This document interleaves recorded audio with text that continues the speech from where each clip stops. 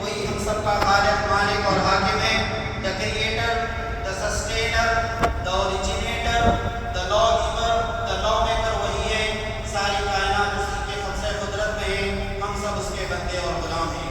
لاکھوں درود اور ہزاروں سلاموں اللہ کے آخری رسول حضرت سیدنا محمد مصطفیٰ صلی اللہ علیہ وسلم پر، جنہیں اللہ تعالیٰ نے the ultimate and final messenger یعنی خاتم النبیین اور رحمت للعالمین بنا کر روانہ فرمایا.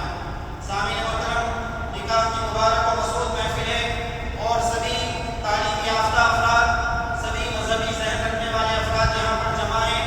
بظاہر تو عربی خطبے کے اردو ترجمے اور تشریح کی کوئی ضرورت محسوس نہیں ہوتی، لیکن چونکہ قرآن مجید کا حکم ہے کہ فذکر ان نفعت الذکریٰ، اے نبی صلی اللہ علیہ وسلم آپ نصیحت کرتے رہیے، شاید کہ کثیر فائدہ پہنچائے.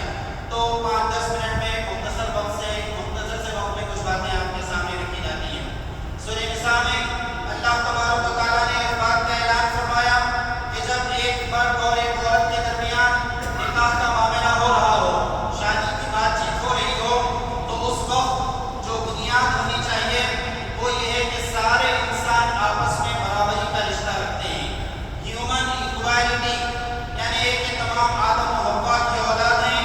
لا فضل لعربی علی عجمی، کسی عرب میں رہنے والے کو اس کی اپنی زبان کی بنیاد پر کوئی لنگوسٹک ڈسکریمنیشن نہیں ہوگا، اور کوئی رنگ کی بنیاد پر، نسل کی بنیاد پر، چمڑی کے رنگت کی بنیاد پر، ولا الاحمر علی الاسود، کسی گورے کو کوئی فضیلت، کوئی سپیریارٹی نہیں ہے کسی کالے پر.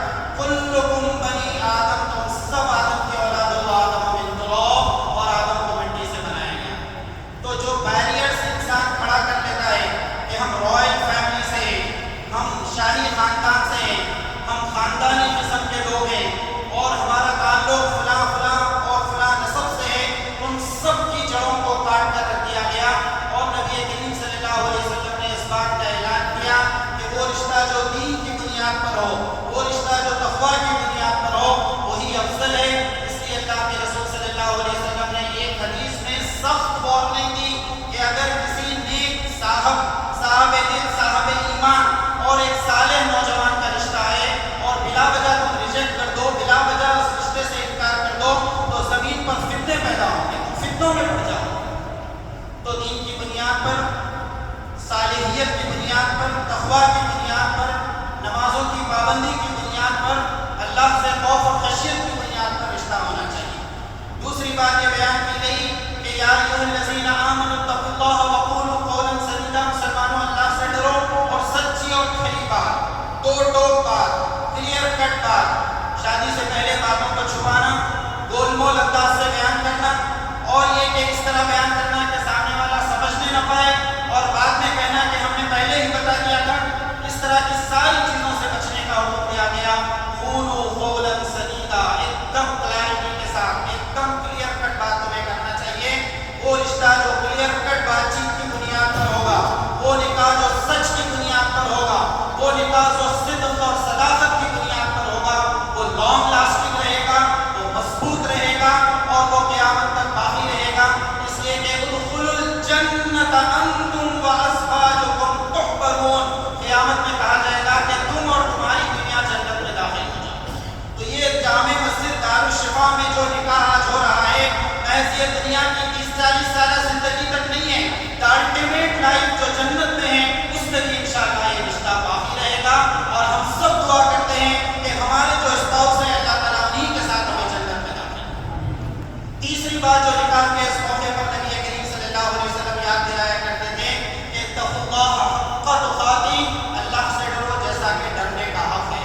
یہ رمضان کا ڈرنا، یہ رمضان کا تقویٰ، یہ مسجد کے اندر بیٹھے ہوئے وقت کا تقویٰ، یہ دینداروں کے بیچ میں نیکیوں کی باتیں، گناہگاروں کے بیچ میں فحاشی کی باتیں، یہ نہیں چلنے والی ہیں. اتقوا اللہ حق تقاتی، اللہ سے ڈرو جیسا کہ ڈرنے کا حق ہے. اعبدوا اللہ حق عبادتی، اس کی بندگی کرو جیسا کہ بندگی کرنے کا حق ہے، اس کی عبادت کرو جیسا کہ عبادت کرنے کا حق ہے. تو چیزوں کو اس کے پورے الٹیمیٹ ریکوائرمنٹ کے ساتھ ادا کرنا، یہ دراصل اسلام چاہتا ہے. بے دلی کے ساتھ، نیم دلی کے ساتھ، ہاف ہارٹیڈلی کوئی کام انجام نہ دیا جائے. حق کا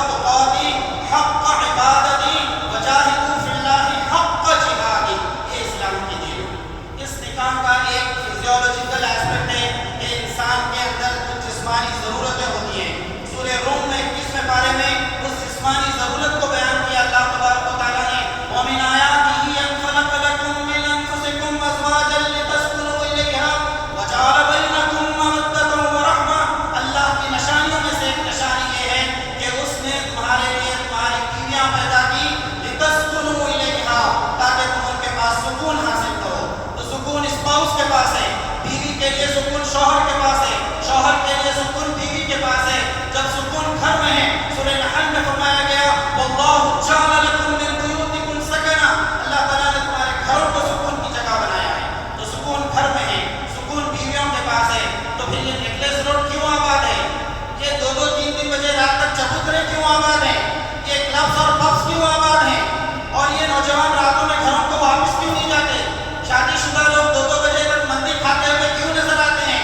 اس لیے کہ گھر میں داخل ہوں گے، کل رات میں لڑائی جس پوائنٹ پر ختم ہوئی تھی آج وہیں سے شروع ہونے والی ہے۔ تو ہم نے تربیت نہیں کی ہے، ہم نے خاص طور سے عورتوں کو دینی جماعتوں سے اور اجتماعوں سے اٹیچ نہیں کیا ہے، خطبہ جمعہ میں انہیں آنے کا موقع نہیں دیا ہے، ان کے اندر دینداری پیدا کرنے کی ہم نے کوشش نہیں کی ہے، اور وہ بحث رمضان میں عبادت اور باقی وقت دار بازار میں گزر کر سمجھتی ہیں کہ ہم نے بہت بڑا یہ کام کر لیا۔ تو نوجوانوں کی تربیت ہو، عورتوں کی تربیت ہو، بڑوں کی، بچوں کی، سب کی تربیت کا انتظام کیا جائے۔ یہاں جو نوجوان ہیں ان کے لیے 2 باتیں میں رکھوں گا۔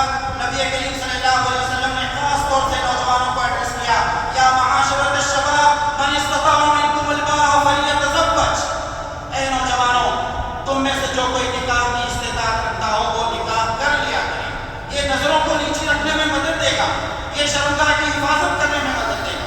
تو 21 سال، 24 سال، 25 سال یہ شادی کی آئیڈیل ایج ہے نوجوان لڑکوں کے لیے، اور اس عمر کے بجائے 30 سال، 32 سال، 35 سال میں شادیاں ہو رہی ہیں جو اصل میں ہفتے ثانی کی عمر ہے۔ ہمیں اس بات کی کوشش کرنا چاہیے کہ اس حدیث کی روشنی میں جس میں نبی کریم صلی اللہ علیہ وسلم نے وارننگ دی ہے کہ اگر تمہارا بیٹا کسی گناہ میں مبتلا ہو گیا تو فَإِنَّمَا إِسْمُهُ عَلَىٰ أَبِيهِ، اس گناہ کا ذمہ دار اس کا باپ ہوگا، اس کا فادر ہوگا۔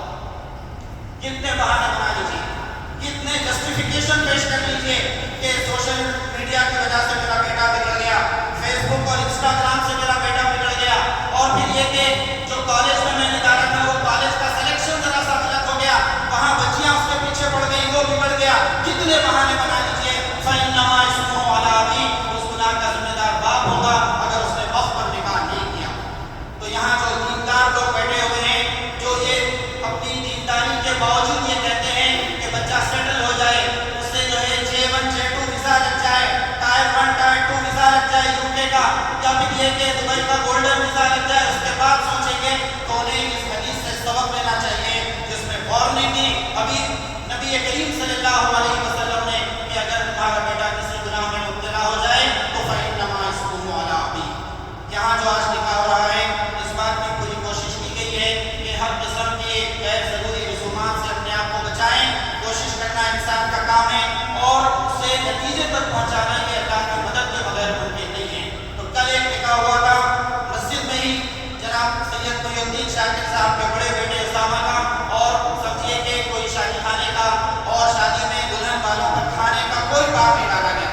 ڈاکٹر اسرار احمد علیہ رحمہ فرمایا کرتے تھے کہ شادی اور ولیمے کے جو پورے فیسٹیولز ہوتے ہیں ان سب میں ایک ہی کھانا ہے، ان سب میں کھانے کا ایک ہی موقع ہے، اور وہ ولیمے کا کھانا ہے، اور وہ مسنون ہے، اور اس میں امیروں کے ساتھ غریبوں کو بھی بلایا جائے۔ اور وہ فرماتے ہیں ڈاکٹر اسرار احمد علیہ رحمہ کہ ترمذی شریف کی ایک روایت ہے کہ نکاح کو مسجد میں منعقد کیا جائے، اس لیے کہ مسجد میں دعا کا ماحول بنتا ہے، دعا سے اس نئے رشتے کا آغاز ہونا چاہیے۔ اس کے بجائے ہم ڈی جے لے کر سڑکوں پر نکلتے ہیں، شیروانیاں پہن کر نوجوان ناچتے ہوئے نظر آتے ہیں، اور وہ لوگ جو مسجد کے پورے اخراجات کو اسپانسر کرتے ہیں وہ اپنے بچوں کی شادی میں پوری گلی میں پٹاخوں کی لڑی لگاتے ہیں، جو ہارٹ پیشنٹس اور دوسرے مریض ہیں رات بھر دلہا دلہن کے لیے بددعائیں دیتے ہیں کہ انہوں نے ہمیں اتنی تکلیف دی۔ اس سفر کا آغاز، جو نئے رشتے کا آغاز ہو رہا ہے، وہ بددعاؤں سے نہیں ہونا چاہیے، دعاؤں سے ہونا چاہیے۔ غریب بچیوں کی آہیں بھی نہیں ملے، غریب بچیوں کی بددعائیں بھی نہیں ملے کہ فلاں کی شادی ایسے شاندار طریقے سے ہوئی اور ہماری بچی ہے کہ ایک شادی میں معمولی چائے پلانے کے پیسے ہمارے پاس نہیں ہیں، آدھا تولہ زیور دینے کے پیسے نہیں ہیں، اس بچی کی آہیں اور کراہیں بھی ہم کو لگیں۔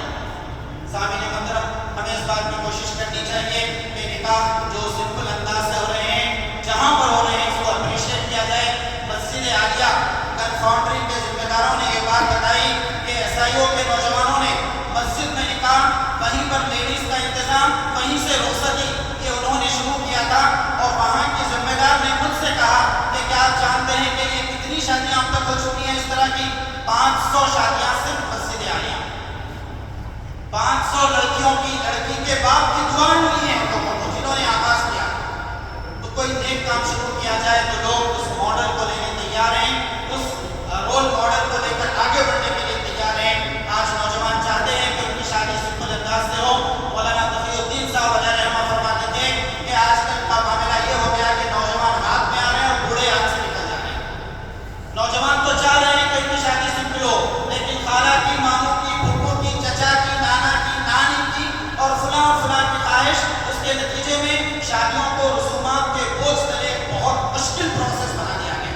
نبی کریم صلی اللہ علیہ وسلم نے اس کو آسان بنایا تھا اور حکم دیا تھا کہ نکاح کو اتنا آسان بناؤ کہ زنا مشکل ہو جائے۔